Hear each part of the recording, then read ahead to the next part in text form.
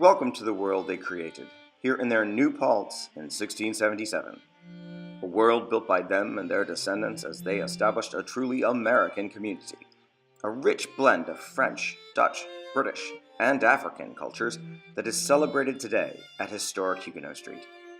A street unlike any in America, still vibrant and vital more than 300 years after its founding. But where does that story start? Who were these Huguenots? Where did they come from? Why did they come here?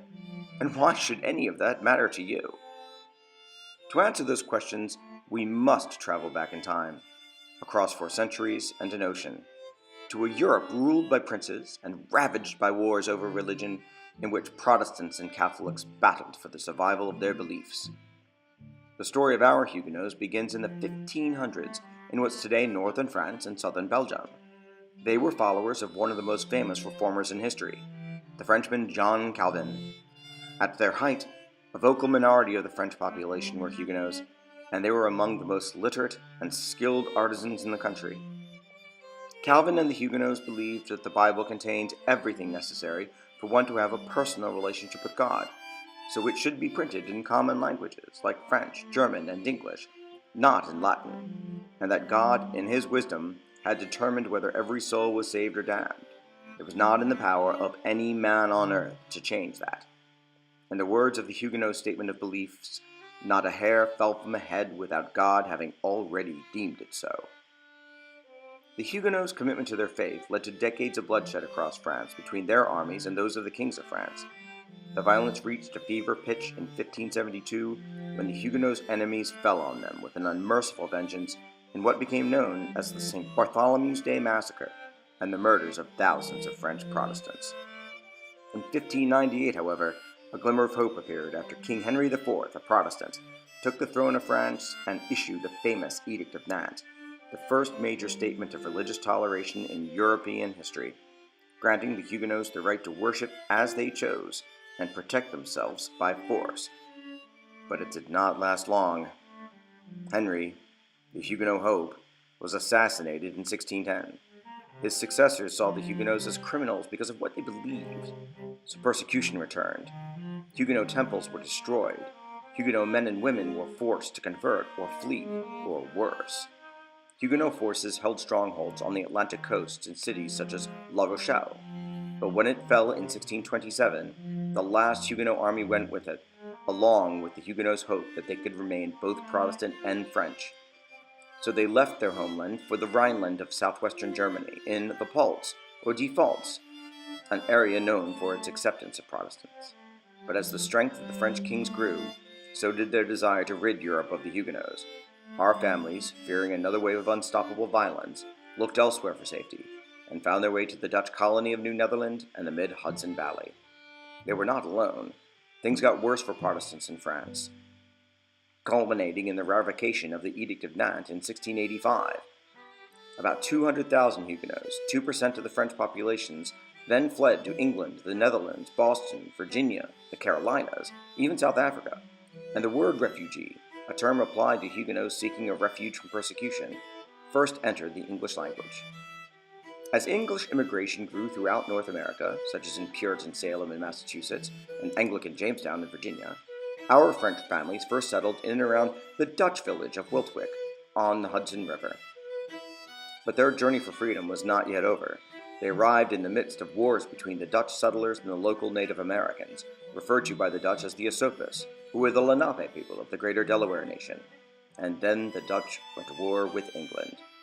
By the 1670s, New Netherland had become New York, and our Huguenots looked to an English governor for approval of their agreement with the Esopus to purchase 40,000 acres of land stretching from the Shawmut Mountains to the Hudson River. On September 29, 1677, Sir Edmund Andros signed a patent that granted 12 men the right to settle here on the banks of the Wallkill, which they began to call the Paltz River, and their community the Paltz, or the New Paltz. They first constructed a stockade and wooden earth-fast houses around it. Their children and their slaves then built the Dutch-American stone houses you see today, in multicultural styles unique to the Hudson Valley.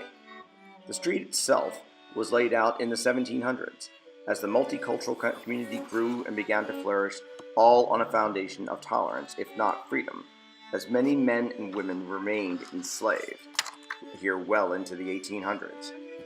As French, Dutch, British, and African cultures blended, the men and women of Huguenot Street departed from their past to make a new American future.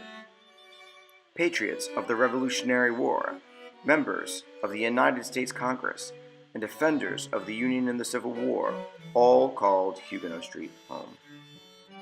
In the late 1800s, as the wounds of the Civil War were beginning to heal, many Americans began to look back to their origins. Groups such as the Huguenot Historical Society of America and the Daughters of the American Revolution were founded to preserve what remained of our heritage. That spirit reached Huguenot Street in 1894 after Abram Deo Broadhead, himself a direct descendant of one of the original patentees, transformed his original stone house into the Victorian mansion you can see today. Concerned that the other remaining homes might suffer a similar fate, a group of descendants, including Broadhead, created the Huguenot Patriotic Memorial and Monumental Society to purchase the remaining stone houses on the street and preserve their stories. That group is today, 120 years later, Historic Huguenot Street, which manages a 10-acre National Historic Landmark District. It includes the Visitor Center in which you sit, 7 protected historic houses, a reconstructed early 18th century Huguenot church, and the community's burial ground, along with a range of archaeological resources beneath our street and lawns. Not only do our Huguenots buildings survive, their descendants now span the globe, with many familiar names among them, from American founding fathers Paul Revere and John Jay, to U.S. President Franklin Delano Roosevelt.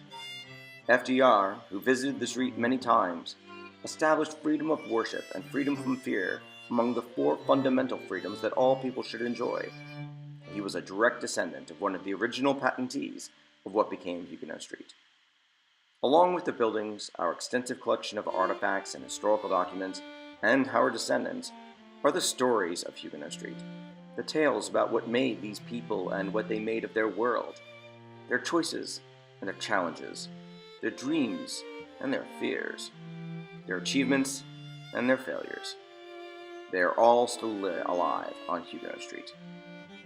So join us on journeys throughout their world, into those stories, through more than 300 years of a people trying to find and then make a home here in the New Paltz. Embed yourself in an in-the-moment tour of the Jean Hasbrouck House in 1755 or the Deo House in 1908. Play a part in the making of history in the Bevere Elting and Abram Hasbrouck houses. Experience what it meant to be a Huguenot, to give up your life to a belief in the Crispell Memorial Church, or dig deep into the lives of those who made this place through our educational tours that cover the lives of women, enslaved families, our architecture, our archaeology, our myths and legends, and more. Whether French, Dutch, British, or African, people found here an American home, and millions of their descendants are part of the American story today. Who knows? You could be a Huguenot too. So welcome. Welcome home to Huguenot Street.